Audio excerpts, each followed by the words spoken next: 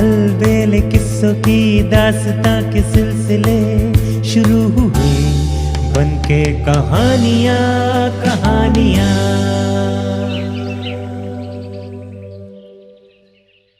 आइए सुनते हैं आज की कहानी सौदागर की बेटी। बहुत दिनों पहले की बात है। एक शहर में एक सौदागर रहता था। उसकी 3 पुत्रियां थी। तीनों देखने में अति सुंदर, एकदम राजकन्या की तरह। सौदागर अपनी बेटियों को बहुत प्यार करते थे, लेकिन छोटी बेटी से उन्हें विशेष प्रेम था। एक बार सौदागर व्यापार के सिलसिले में विदेश जाने लगे तो तीनों बेटियों से पूछा कि वे उनके लिए क्या लाएं। बड़ी बेटी ने कहा, मुझे चाहिए एक सोने की थाली। मझली बेटी ने कहा, मुझे चाहिए एक सोने का पंखा। छोटी बोली, मुझे एक सोने का सेब चाहिए। व्यापार कार्य करने के बाद सौदागर जब लौटने लगे तब बड़ी बेटी के लिए सोने की थाली, मझली बेटी के लिए सोने का पंखा लेकर आए, पर उन्हें कहीं भी सोने का सेब नहीं मिला। दोनों बेटियां अपनी इच्छित वस्तु पाकर बहुत खुश हुईं। सोने का सेब नहीं मिल पाने के कारण छोटी बड़ा दुखी हुई। उसने पिता से कहा, आप तो अक्सर विदेश जाते हैं, यदि कहीं भी कभी भी सोने का सेब मिले तो मेरे लिए ले आएगा। इधर एक राजकुमार घोड़े पर चढ़कर एक राज्य से दूसरे राज्य का भ्रमण करते हुए एक दिन सौदागर के शहर में आ उपस्थित हुआ। रास्ते में चलते चलते सौदागर के घर के पास जब वो पहुंचा तब उसने उसकी छोटी बेटी को देखा। उसे बहुत अच्छा लगा। उसे लगा कि वही उसकी रानी होने योग्य है। वो सौदागर के पास पहुंचा। सब सुनकर सौदागर ने कहा, तुम्हारी बात सुनकर मुझे खुशी हुई, परंतु मैं राजी नहीं हो पा रहा हूं। बड़ी लड़की की शादी किए बिना छोटी बेटी के साथ तुम्हारी शादी कैसे कर दूं? यदि तुम राजी हो जाओ तो बड़ी बेटे के शादी करवा सकता हूं। सौदागर की बेटी भी अत्यंत सुंदर थी, वो भी रानी होने योग्य थी। राजपुत्र ने कहा, मैं आपकी बात पर राजी हूं। माँ पिता को देखने के लिए उसे अपने साथ लेकर जाना चाहता हूं। 2 दिनों के अंदर वापस ले आऊंगा। सौदागर की बेटी को लेकर राजकुमार रवाना हुआ। थोड़ी दूर जाने पर राजकुमार ने अपने घोड़े से कहा, ओ मेरे पवन घोड़े, हमें मेरे जादूघर में ले चलो।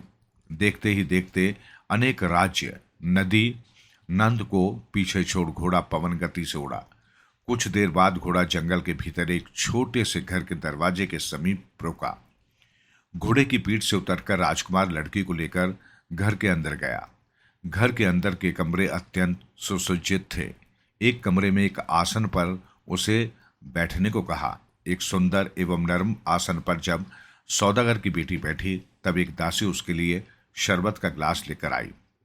राजकुमार के अनुरोध पर सौदागर की बेटी ने शरबत पी लिया।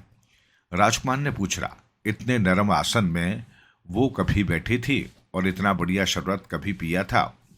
सौदागर की बेटी बोली, इतने नरम आसन में कभी नहीं बैठी और इतना सुस्वादुत शरबत कभी नहीं पिया।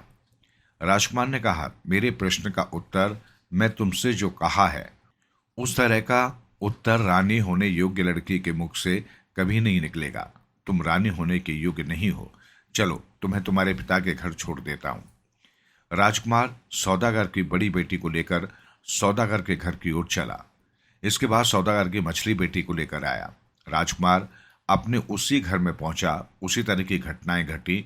नरम आसन पर बिठाने एवं शरबत पिलाने के बाद राजकुमार ने उससे भी वही सवाल किया।